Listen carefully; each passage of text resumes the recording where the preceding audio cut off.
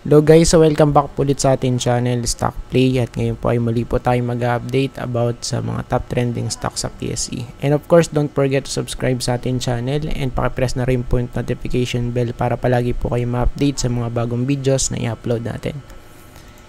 And sa mga may request po dyan, mag-comment lang po kayo, no? Ayan, para magawa natin ng separate video. Tapos, ayan, sa Friday wala po tayong i-upload kasi uuwi po kami sa sa Cabanatuan. Ayan, so going back here, check natin Converge. So for this 1K Converge, so retest lang to sa may resistance kasi, di ba? 11.2. And kasi nag-breakout na. You have here the first phase, which is the accumulation phase, guys. Then we have here the breakout and the throwback, then bounce, no? So pinaka-crucial dito, eto guys, no? Pagka nag-breakout. So it means pagka nag-breakout to, possible, yun na yung kanyang tinatawag na discovery phase. So for now wala pa, no? Pero as of now maganda talaga yung kanya itsura ngayon for Converge, no? Same here sa daily chart. Ayan, pagka chinek natin dito sa natin sa chart, so yung price is nasa taas na nung 200-day moving average. So isa pang yung confluence for this 1K Converge. Plus kung titingnan natin yung mga indicators, nag-pullback na to eh. Okay, from here, nag-pullback. Then, right now is medyo nakaka-recover na. So, it means pwede talaga na mag-rally to, no? Same here, we have here a crossover. Ayan. So, yun nga lang, since nasa resistance tayo, of course, di natin naalisin yung case or yung scenario na pwedeng bumalik sa may support. So yung support natin, we have here 10.33 or sa 10.3 malapit. Ayan, sa may green box na to. So next one is ASEN. Let's check this one. Okay, so for ASEN, huge. So for now, ayan, sa weekly natin hindi pa to close. So, let's monitor first muna to for ASEN, guys. And still nasa resistance. And yung next stop, so possible dito na, guys. Ayan, sa may 5. 5.05. Okay, malapit dyan. And, kung titingnan natin, okay, so breakout na to eh. Ayun, no? O, diba? So, meron siyang trend line dito. So, trend line, lower high lang yan. Then, retest, then boom, nag-breakout. So, breakout, then pullback. Ayan. And right now, is medyo nakaka-recover ulit siya, no? Then, sa daily chart, pag-chinek natin yan, looks good, guys, no? So, pwede kasi to double, rito, guys, double bottom. So, ito yung first, tapos ito yung second. Ayan, so pwedeng ganun yung setup na. Pero kung siya, kung mare-reject to, edi pwedeng bumalik dito, guys. Ayan, so may support natin malapit sa 4.6. Then yung 200, so sakto lang yan. We have here breakout, then pullback, tapos sideways right now, no? Goods lang yan.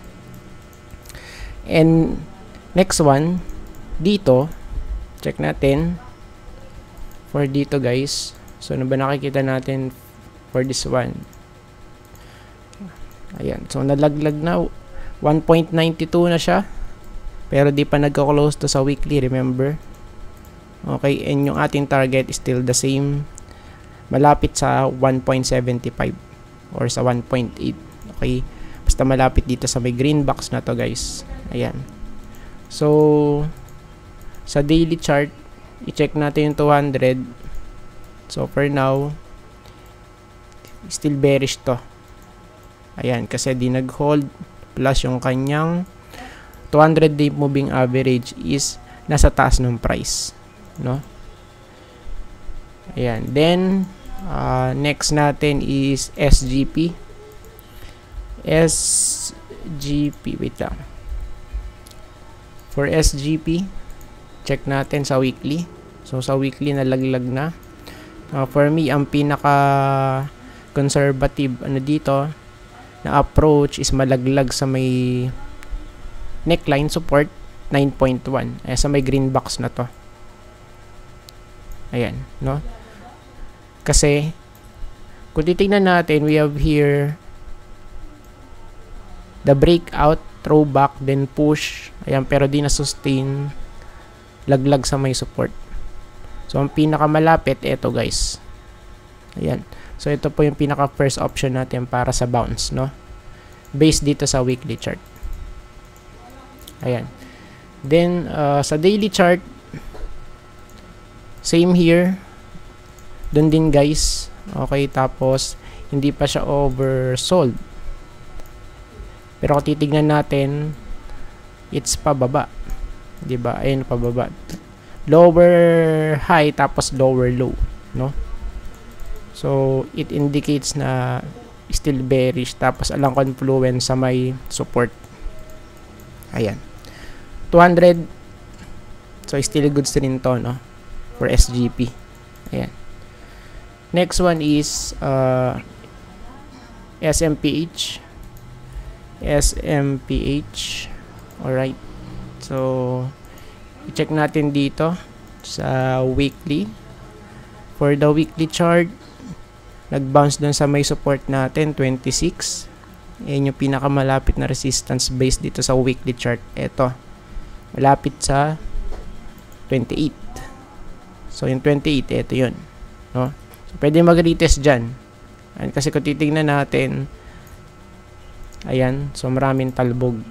Ayan, no? So maraming mga touches right here, and dito retest actually. Ayan. Then sa daily chart, so siguro wala naman tayong makikita kakaiba rito. Ayan. So medyo ano pa rin to, guys, still weak because hindi lumalagpas sa 60, oh. Okay.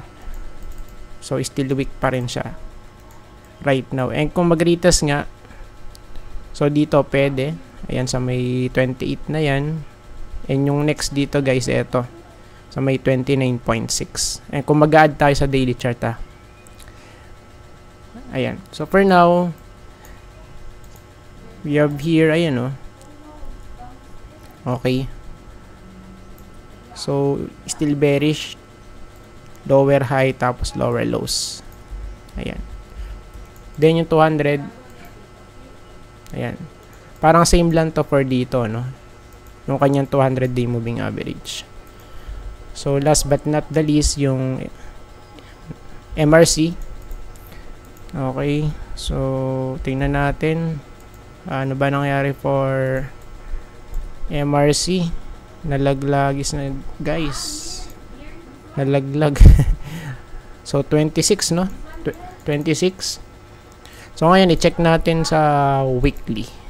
Ayan, para makita natin yung pinaka big picture na to. So far, kung titignan natin, all-time low na sa new all-time low, guys, because kung titignan natin since then, so dito lang siya ano, kumbaga nag-i-stay sa area na to, sa may green box na yan, guys.